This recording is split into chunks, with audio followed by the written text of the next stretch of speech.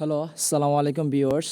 আজকে আপনাদেরকে আমি দেখাবো কিভাবে আপনি আপনার ইমোতে কলার টোন অথবা আপনার যে রিংটোনটা কেউ যদি আপনাকে ইমোতে কল দেয় তাহলে কোন রিংটা বেজে উঠবে সেটাও আপনি নির্ধারণ করতে পারেন।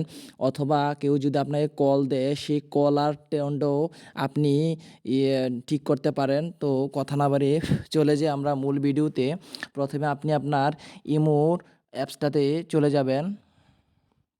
যাওয়ার পরে আপনি এখানে কর্নারে আপনার যে অপশনটা দেখবেন বা থ্রি লাইন অপশন অথবা যেই কর্নারে যেই গোলাকার চিহ্নটা দেখবেন আপনি ওইদিকে ক্লিক করবেন।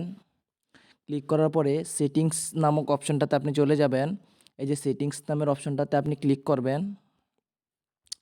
যাওয়ার পরে এদিকে আপনি দেখতে পারবেন নোটিফিকেশন নামক একটি অপশন আছে। নোটিফিকেশন, তা আপনি কি করবেন, নোটিফিকেশনে ক্লিক করবেন। নোটিফিকেশনে ক্লিক করার পরে আপনি এখানে খুব সহজে দেখতে পারেন কলস, কলস নামের একটি অপশন। এই কলস নামের অপশনে আপনি ক্লিক করবেন।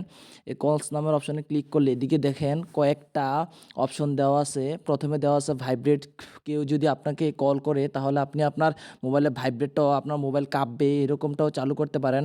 অথবা আপনার মোবাইলে কী রিংটোন দিবেন, কেউ যদি এই মুহূর্তে আপনাকে কল দেয় তাহলে কী রিংটোন দিবেন এটা আপনি এদিকে খুব সহজেই বের করতে পারেন। তো আপনি রিংটোন যে কোনো একটা দিতে পারেন, সেট থেকেও দিতে পারেন, যে কোনো একটা দিতে পারেন। আপনি এদিকে যে কোনো একটা দিতে পারেন। অথবা কেউ যদি আপনাকে কল দেয় তাহলে আপনি কোন কলার টিউনটা ইয়ে করবেন এটাতে আপনি এই কলার টিউনে পরিষ্কারভাবে ক্লিক করবেন। ক্লিক করার পরে আপনি এদিকে কিছু অপশন দেখবেন। তাহলে আপনার যে গানটা ভালো লাগে আপনি সেই গানটা খুব সহজে আপনি কলার টিউন হিসেবে দিতে পারেন।